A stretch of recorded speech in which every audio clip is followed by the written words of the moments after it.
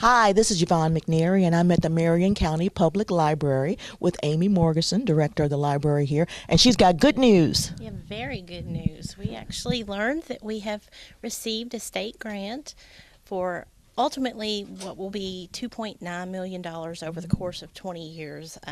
We get installments each year for 20 years, 145.6 that will go towards the payment on the project that we had sent in. It was a grant process. We had to put in our application, tell them what we wanted to do, why we needed the space, and then wait and keep our fingers crossed, and we actually got it. Fantastic. I know this isn't something that has just happened overnight. It took a while, and there is a process. Yes. At the end of summer last year, we had wrapped up writing the grant and sent that off, and we waited, and we actually learned that we had been selected around about December, but there's an appeals process, and some of the libraries that hadn't been chosen were able to put in an appeal to see if they could get a little bit of money towards their projects. So we had to wait to say anything, and we had to wait to make any moves or any plans. So we just learned that it is completely official, and it's okay to say something this past Thursday. So it took a while, but it's several steps you go through. They have a big panel of people that read the grants and go through it, find out, Now, these grants don't come along every day, right? No. The governor actually determines if he wants to put some money into the budget for building projects, and then that money is divided into different areas, and then these monies went to the Kentucky Department of Libraries and Archives, and then they offer the public library building grants. So it's not every year. It's just, so it's a good thing. It's great that they decide to do that. So we're very thankful to the governor for doing that. Okay, now what are some things that you would like to see done here at the library, here in Marion County? Our biggest need is actually meeting room space, and that is something that our preliminary designs, we don't have anything finalized yet because, like I said, we had to put everything on hold until we were given the go-ahead, but we do know that we will have a large meeting room that should hold around 200 people. And this is great because we have some family programs that we actually can't have in-house because we do have that many people show up for them, so that will accommodate that.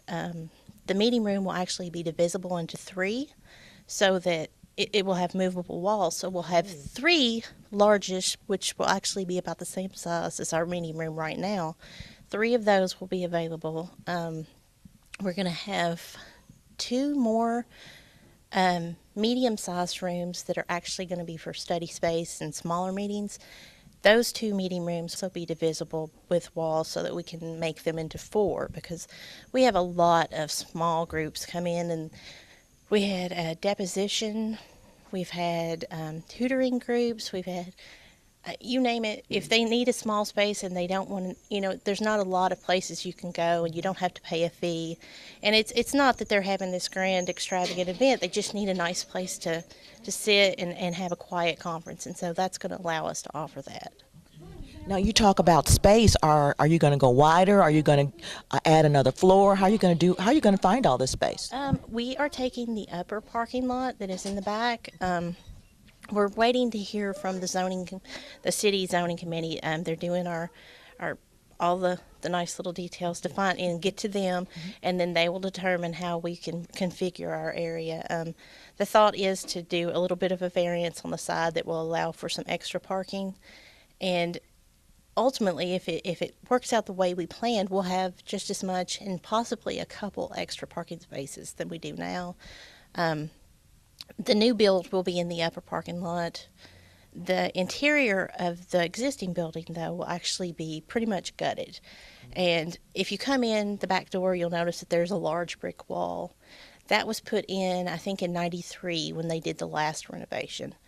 And that will be gone. The things that will remain are actually the columns. And then that will allow us to reconfigure the whole area. So we'll have the small meeting rooms will be on the side that we have the children's area. The circulation desk is going to be in the middle of the building, so that when you come in, most of the people come in the back doors, and you come in and you see a large brick wall. Right. And then you're like, wait, where are the librarians at? So this will allow you to come in and figure out where the heck we're at and how to find everything.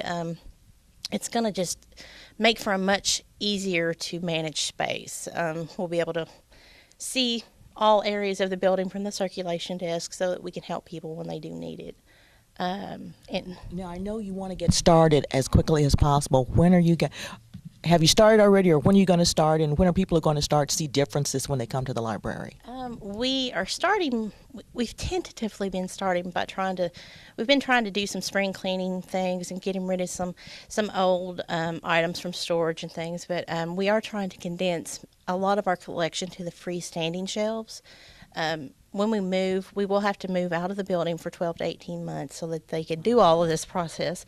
But primarily, we're hoping to be able to get all of our collection to the freestanding ones so that we won't have to worry with attaching things to walls. And it's going to depend upon the space that we end up in. And we've got some really good leads. We're just waiting to find out whether or not we can move into those places or not. Okay. But you'll come in, you may see a few things moved around. We're going to kind of shift some books down. And if anybody has any problems finding anything, they can come to the front desk and we'll make sure to help them find what they're looking for. That's going to be the bulk of what you notice. It's just some stuff moving so that we can get ready for the process of moving. Okay. So you're actually going to have another setting here for the library. You're going to move things out of here into another building. Yes. For temporarily. Yes. So we're hoping to limit any time period where we don't have services to a very minimal time. Mm-hmm. But there will be just a short period where we have to do the process of moving things out, getting them readjusted in the new building. But we will be open during that time period. When we get into that new building, we're not going to go 12 to 18 months with no services. We will be there, we promise. It's just going to be maybe a few weeks that we're looking at that we may not be open while everything is shifted to the new locations. And you will keep us all posted as to where you are in the process. Yes. We've got lots and lots of things that you can utilize.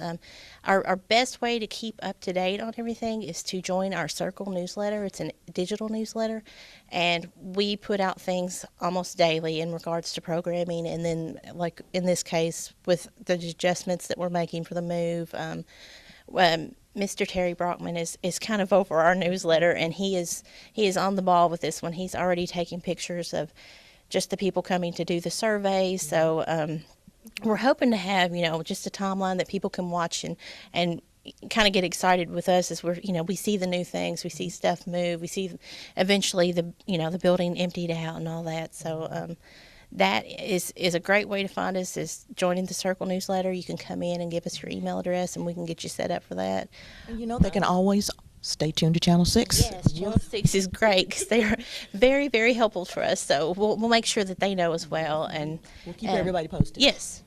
All right, then. Well, listen, Amy, I can understand now why you've got that big grin on your face today. Yes, we're excited. Everybody on staff. I know it's going to be a big change, and I know with change sometimes it makes people nervous, but we're just ecstatic that we get to do this because it's going to allow us to offer so much more in programming and make the space just much more alive. And that's the goal of this. Is we have a mission that we want to offer a space that people can come and not just learn, but imagine and create and have fun. And there's a lot of neat things that are going to go in that allow people of all ages, not just children, to come and play and learn and grow.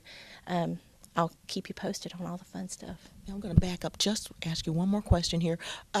Is there an estimated date when all this will be done? Tentatively, we have been told that we're hoping to move out by August.